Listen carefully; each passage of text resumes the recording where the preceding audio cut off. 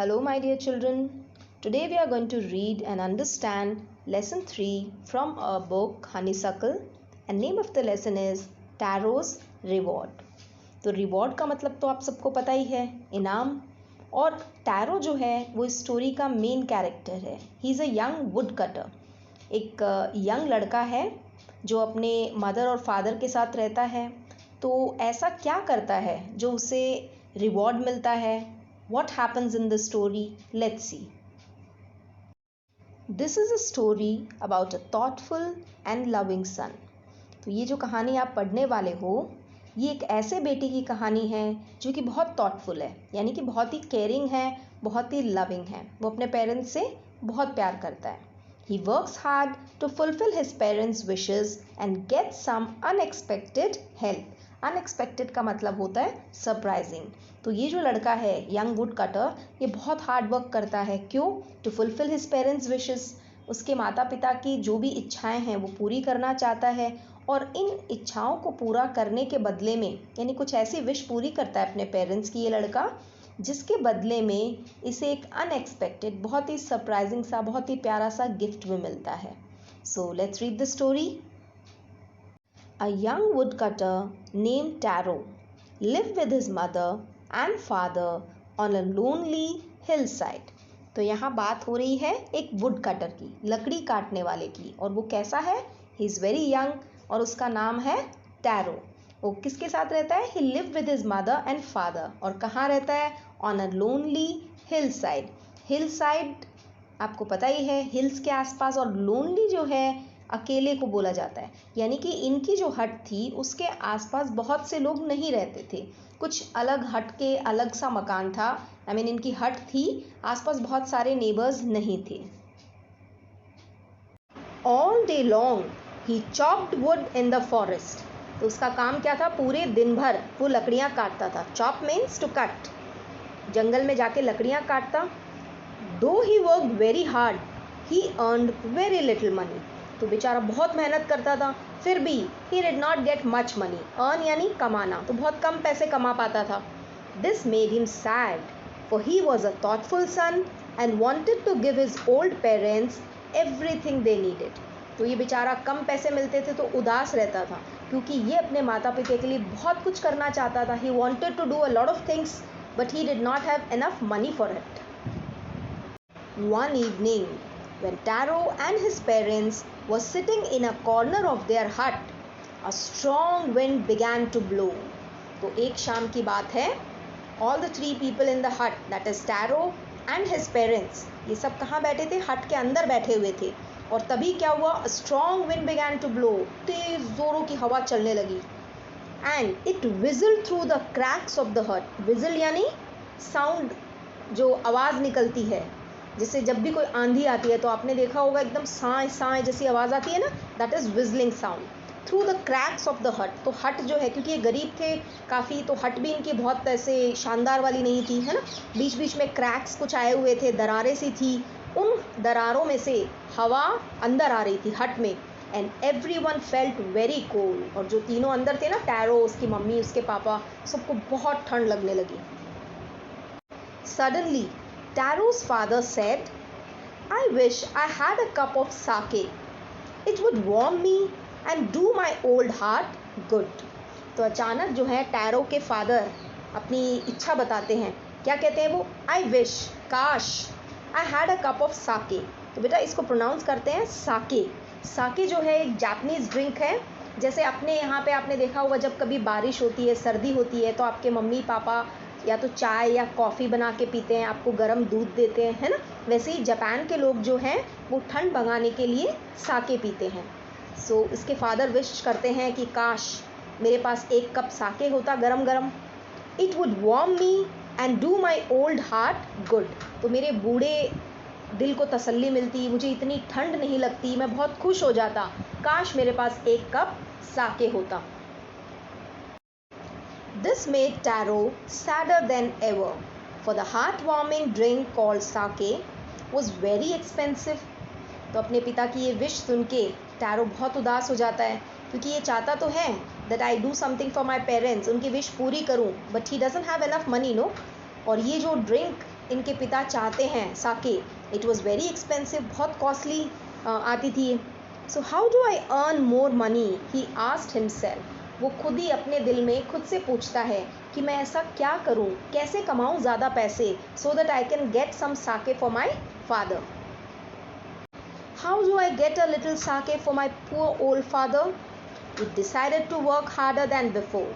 तो इस सवाल के जवाब में इसने खुद ही अपने आप को कहा कि मैं और मेहनत करूँगा, I will work harder. Next morning Taro jumped out of bed earlier than usual. रोज़ जैसे उठता था ना, उससे भी जल्दी फटाफट उठा वो, and made his way to the forest, और जल्दी से जंगल में गया। इसने डिसाइड किया था कि आज मैं बहुत ज़्यादा लकड़ियाँ काटूंगा, बहुत ज़्यादा मेहनत करूँगा, and I will get more money, और जैसे ही मेरे पास पैसे आएंगे I will get sake for my father. He chopped and cut as the sun climbed, and soon he was so warm that he had to take off his jacket.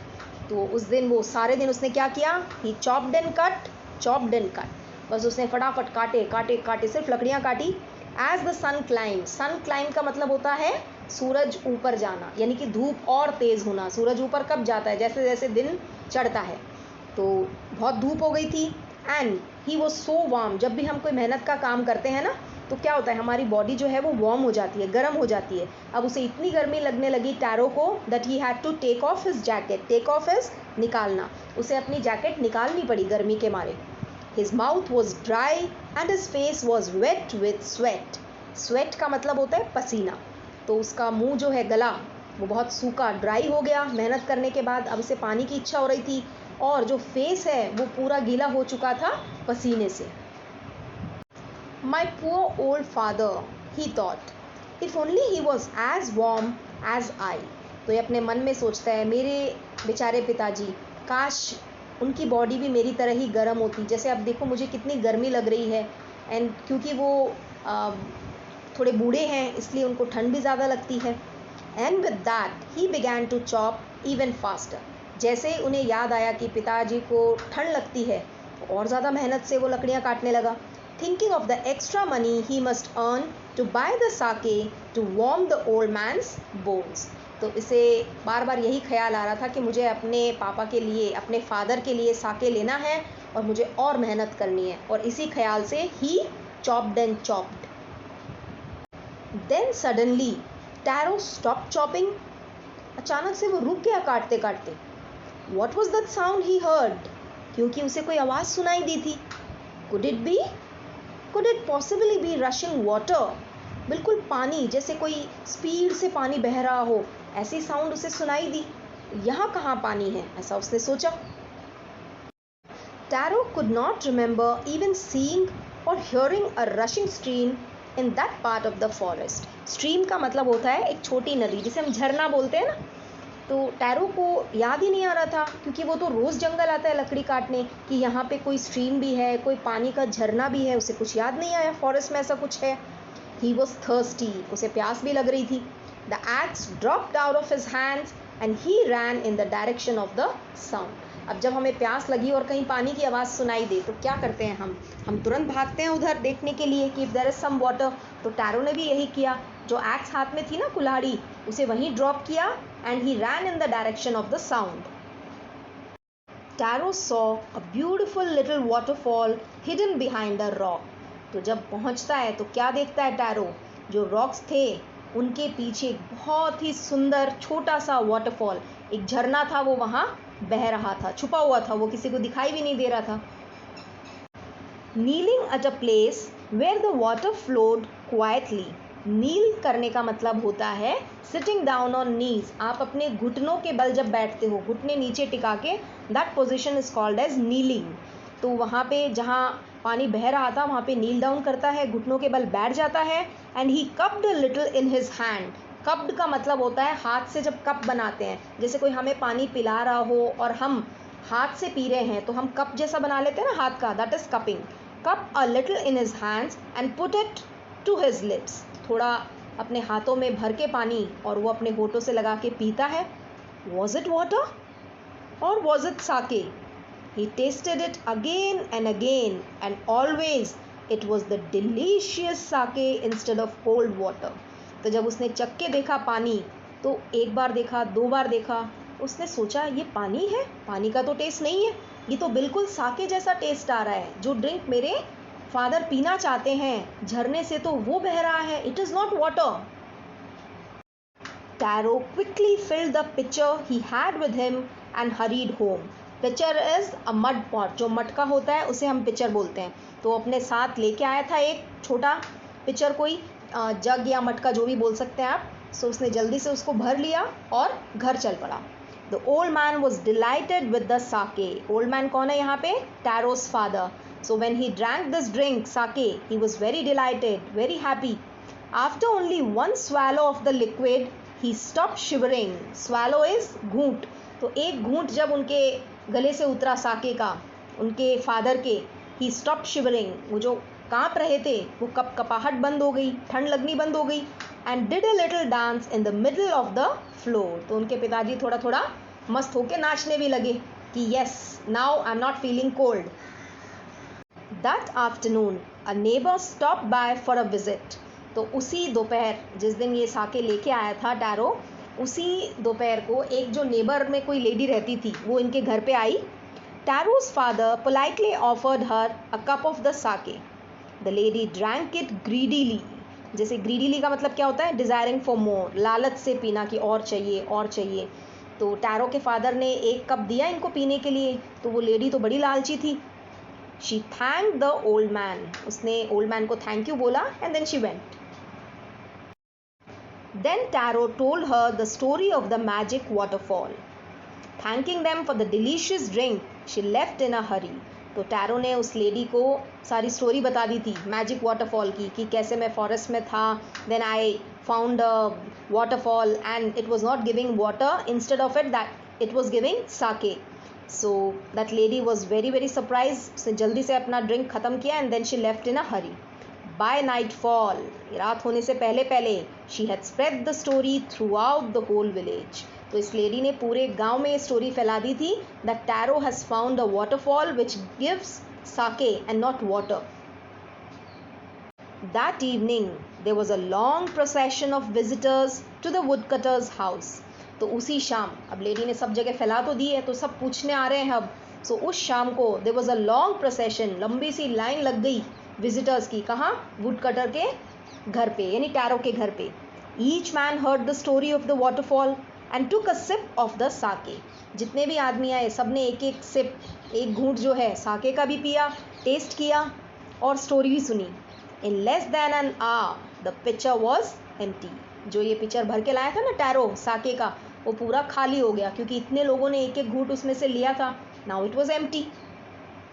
Next morning Taro started for work even earlier than the morning before. तो पहले दिन वो जल्दी चला गया था, उससे भी जल्दी उठा आज टैरो जाने के लिए.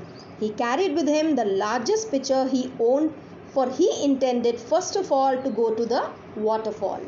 Intended का मतलब होता है प्लान करना. तो आज टैरो ने प्लान किया हुआ था कि मैं सबसे पहले वाटरफॉल जाऊंगा साके फिल करने के लिए. तो आज उसने क्या किया था?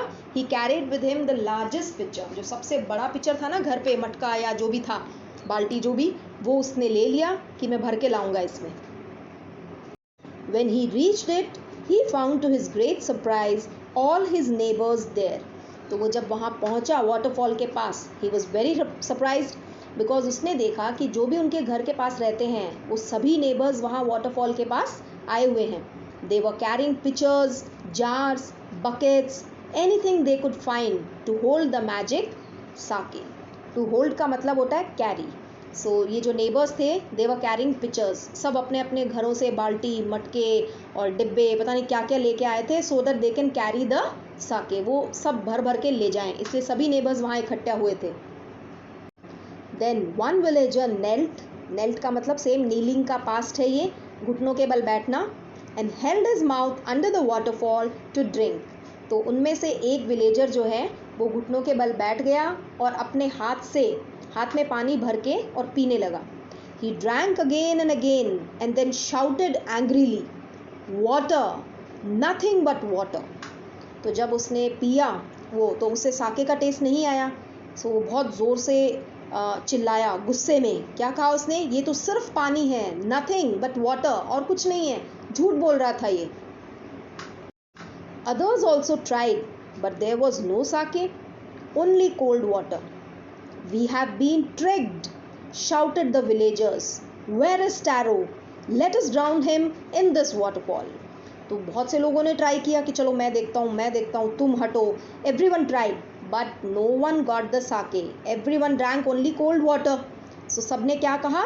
We have been tricked. हमें उल्लू बनाया है इसने तो फूल बना दिया हमें। Where is Taro? ढूंढो उस लड़के को। Let us drown him in this waterfall. इसी झरने में उसको डुबो देते हैं क्योंकि उसने चीटिंग की है हमारे साथ। But Taro had been wise enough to slip behind a rock. Slip is छिप जाना। तो जब टैरो ने पहले ही देख रहा था, वो पीछे से एक के बाद एक लोग टेस्ट कर रहे हैं पानी और इनका गुस्सा, तो वो समझ गया था। What he did? He hid behind a rock. एक रॉक के पीछे छिप गया था वो।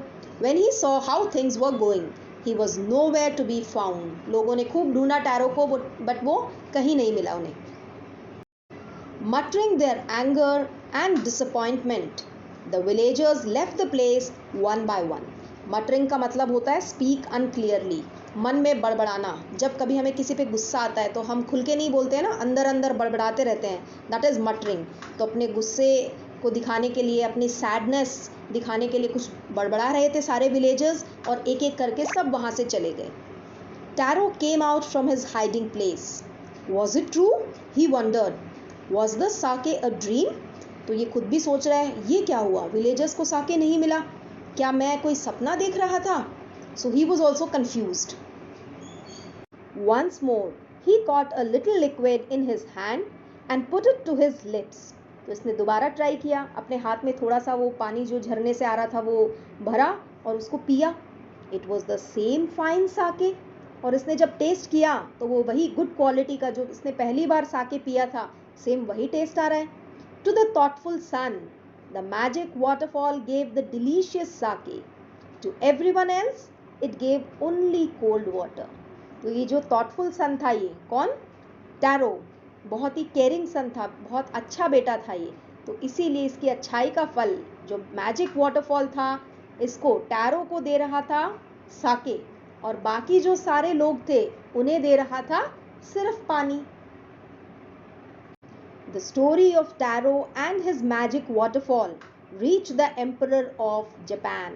तो ये जो कहानी है ना कि टैरो को साके मिल रहा है, बाकी किसी को नहीं मिल रहा है, और ऐसा वाटरफॉल है जो मैजिकल है, सो ये सारी स्टोरी जापान के जो रूलर एम्परर थे, राजा, उनके पास भी पहुंची। He sent for the young woodcutter. Sent for का मतलब है बुलाना। तो राजा ने इस young woodcutter को यानी टैरो को बुलाया and rewarded him with 20 pieces of gold for having been so good and kind. और उसे इनाम के तौर पे 20 सोने के सिक्के दिए। क्यों दिए? Because he was very good and he was very kind. उसके मन में दया थी और अपने माता पिता के लिए सम्मान था। Then he named the most beautiful fountain in the city after Taro. After Taro, name after Taro का मतलब है उसके नाम पे। यानी राजा ने क्या किया, अपने शहर में जो सबसे सुंदर फाउंटेन था उसका नाम टैरो के नाम पे रख दिया। यानी उस फाउंटेन का नाम क्या हुआ? Taro's fountain. This said the emperor, और एम्परर ने क्या कहा? This was to encourage all children to honour and obey their parents. तो राजा ने कहा कि ये फाउंटेन का नाम टैरोस फाउंटेन क्यों रखा मैंने, ताकि जो बाकी बच्चे हैं वो भी मोटिवेट हों टैरो से और अपने पेरेंट्स की रेस्पेक्ट करें, उन्हें ओबे करें, उनकी बात मानें। सो बच्चों, आपको स्टोरी समझ आ गई होगी। इससे क्या सीखने को मिलता है आपको? You should always respect your parents, है ना? उनकी बात आपको माननी चाहिए। They do everything for your good and in turn you should also do everything what they wish for. So if you have any doubt on this lesson, you can ask me anytime. Have a good day.